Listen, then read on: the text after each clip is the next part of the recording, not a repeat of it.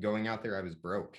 I was getting paid $200 a month basically, and that was just to like feed myself. The company paid for housing and everything, but it was still quite the grind. As you can imagine, if it wasn't for the food trucks and like $2 tacos, I might have withered away out there. So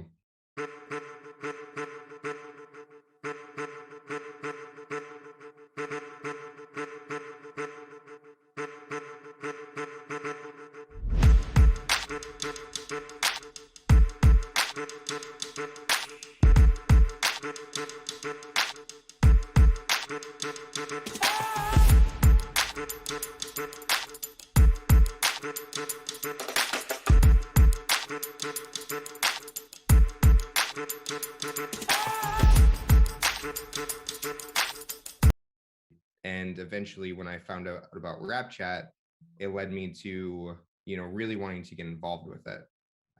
So I actually talked to Kyle Harfs, which is someone at the research park. And I was like, I'm about to go work for this company for no money, a little piece of equity. Is it worth it? And I still remember this day. And he was like, I walked into his office and he said, you have no kids, you have no wife, you have a degree. Like the worst case is that you're going to get a late start, do it. And I did. And I signed the papers. And this is kind of one of those stories, but it was about 4 to 5 months later, after all of us were just grinding on it. We got an email that said we were accepted to a program called 500 Startups. And this is a Silicon Valley accelerator that invests in early stage companies. They give you a $250,000 check, or sorry, $125,000 check for 5% equity into your company. And like what that means for a lot of startups is, it's a stamp of validation and approval, because not only are you getting 125%, your company, or 125 grand, your company is automatically worth, 2.5 million at that point, right on paper. And that's kind of the kickstart you need for a lot of people to really grow. And it's like, this is real, we can do this. So as we got accepted to 500 startups, our founder had moved out there. I went 2 weeks later, and, we all moved out there with one-way tickets. We didn't know when we were going to come back.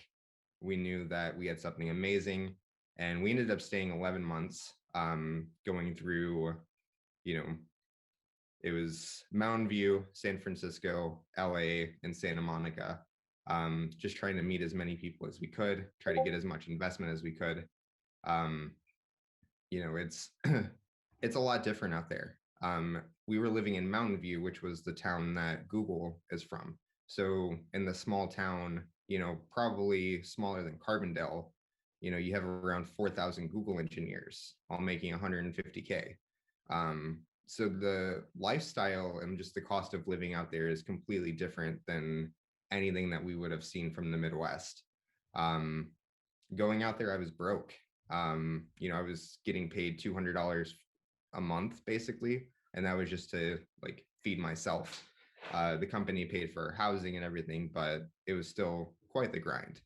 As you can imagine, if it wasn't for the food trucks and like $2 tacos, I might have withered away out there. So, um, so yeah, fast forward. I became the director of engineering at RapChat.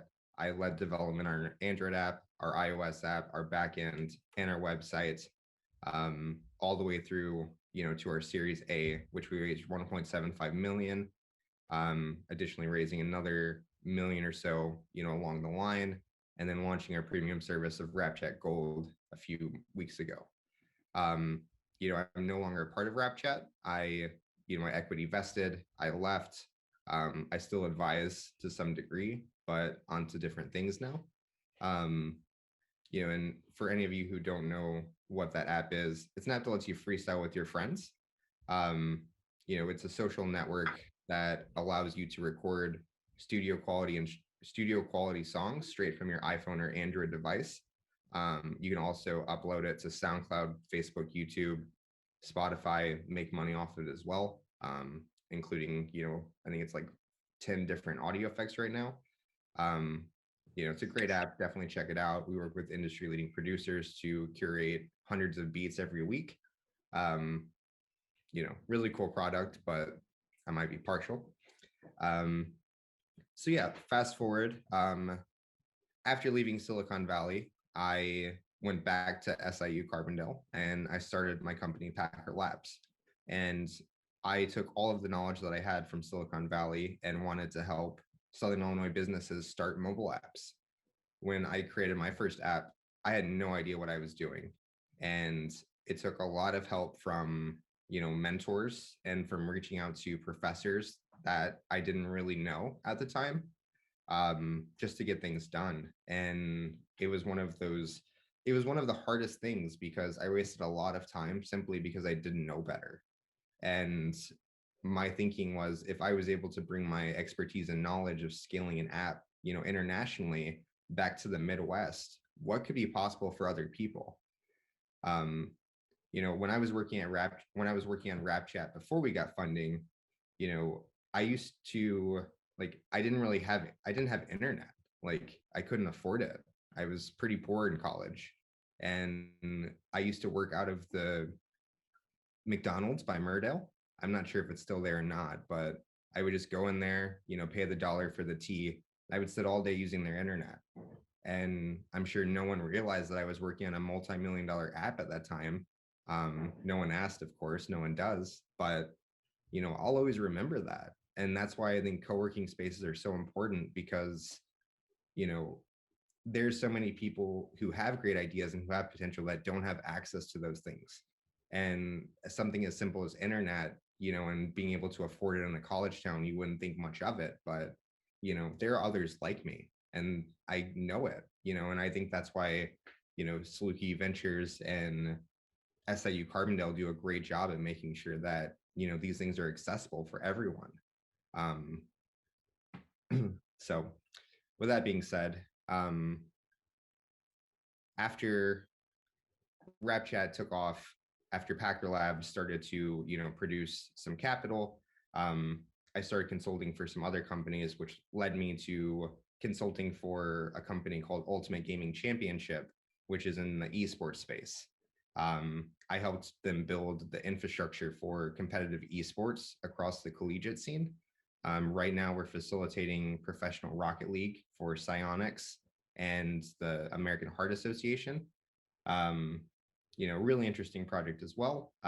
It was about 4 months into consulting with them that there was an offer to buy Packer Labs from me, to acquire my team and to basically combine them with UGC in total.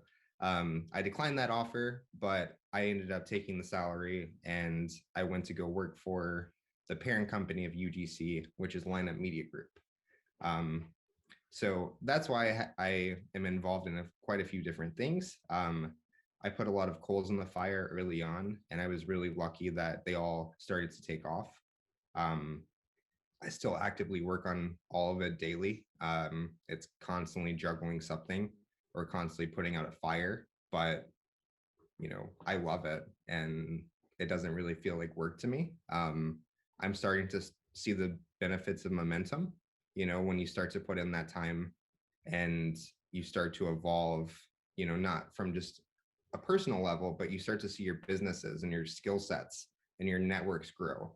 And that's when the fun starts to happen, when you're able to set goals and you realize that anything is possible if you have the right people behind you. Um, and for what it's worth, I'm living in St. Louis right now, but I still rely on the SBDC and the research park for tons of things. I've contacted the SIU Research Park twice, in February, and it's like February 6th right now.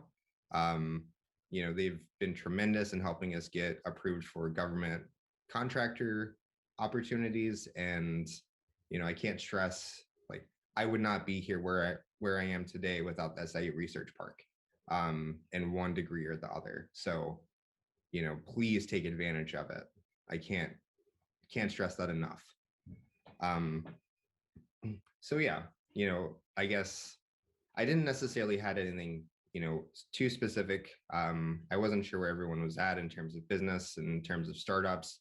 But I wanted to just give you guys a little bit of background about where I am.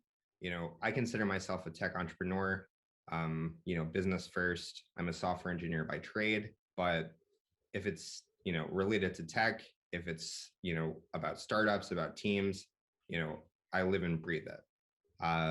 You know, I constantly try to give back to SIU and to give back to the students. And, you know, I wanted to, you know, at least get in front of you all today and let you know that if you are working on something, even if it sounds crazy, you probably have the resources to do it and you don't even know it. Um, I think that there are so many people out there who are just afraid of taking that leap. And you have to realize that you are in the best opportunity right now to do it.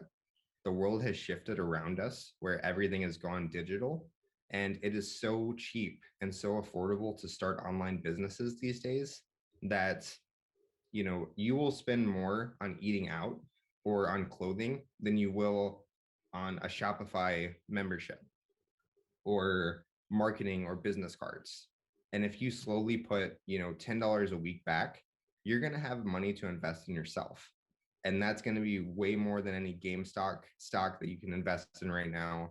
You know, I'm all for Bitcoin, I'm all for crypto, but invest in yourself more than anything, because that's where you're going to find the real returns.